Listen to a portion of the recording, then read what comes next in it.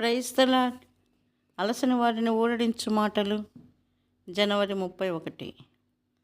మన ప్రభువును రక్షకుడునైన యేసుక్రీస్తు అనుగ్రహించు కృపయందును జ్ఞానమందును అభివృద్ధి పొందుడి. 2 పేతురు 3:18. మనము ఇంటిపైకి వెళ్ళుటకు లేదా ఒక అంతస్తు నుండి మరొక అంతస్తుకు వెళ్ళుటకు మెట్లు ఉండును. దేవుని యొక్క రక్షణలో ఎదుగుటకు కూడా ప్రభు అయిన యేసుక్రీస్తుతో మన ఆత్మీయ నడకలో మెట్టు వెంబడి మెట్టు ముందుకి పైకి వెళ్ళు పద్ధతి కలదు. మనము మొదటి మెట్టుతో ఆరంభించి మెట్టు తర్వాత మెట్టు తీసుకొనవలెను. ఒక మెట్టు తర్వాత ఒక మెట్టు ఎక్కవలెను. కొన్నిసార్లు పిల్లలు మొదటి మెట్టు తర్వాత మూడవ మెట్టుకు దూకుటకు ఇష్టపడుదురు. అనేక సమయములలో వారు క్రింద పడుదురు. మరి కొన్నిసార్లు వారికి దెబ్బలు కూడా తగులును. రక్షణ యొక్క ఉన్నత స్థలములపైకి మనము ఎక్కునప్పుడు ఇది వాస్తవము.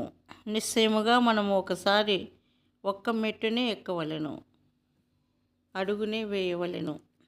మొదటి మెట్టు మనము తిరిగి జన్మించుట లేక యేసుక్రీస్తు ప్రభువును మన వ్యక్తిగత రక్షకునిగా అంగీకరించుట. తర్వాత అడుగు మెట్టు పరిశుద్ధాత్మ మనకు చూపును. ఈ రీతిగా మన ఆత్మీయ ఎదుగుదలలో ప్రభువుతో విడిపోని సహవాసమును అనుభవించుట సులభమగును. చాలా సంవత్సరములు మనము ప్రభు లేకుండానే చేయగలమను తలంపు కలిగి ఉందుము.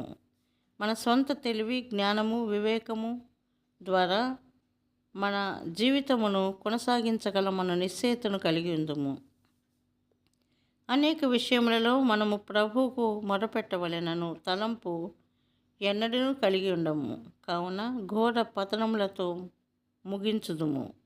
అప్పటికప్పుడే దేవుడు మనలను పట్టుకుంటేనే తప్ప లేని ఎడల మనము సంపూర్ణముగా నాశనమగుదుము అని గ్రహించుదుము.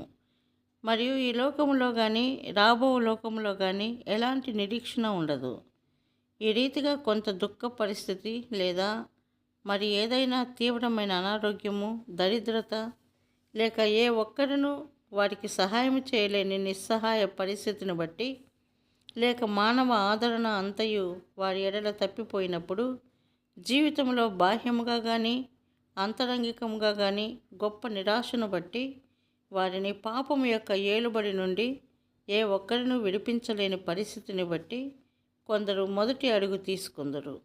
నిజముగానే దేవుడు మన నిస్సహాయ పరిస్థితిని, అసమర్థతను మనకు చూపుటకు మరియు సహాయము, విడుదల కొరకు ఆయనకు మొరపెట్టుటకు నేర్పుటకు అలాంటి వివిధ పరిస్థితులను వాడును. మనం రక్షణ కొరకు ఆయనకు మొరపెట్టినప్పుడు ఆయన మనకు జవాబిచ్చును మరియు ఆయన మనకు వ్యక్తిగతముగా వాస్తవముగా నగును.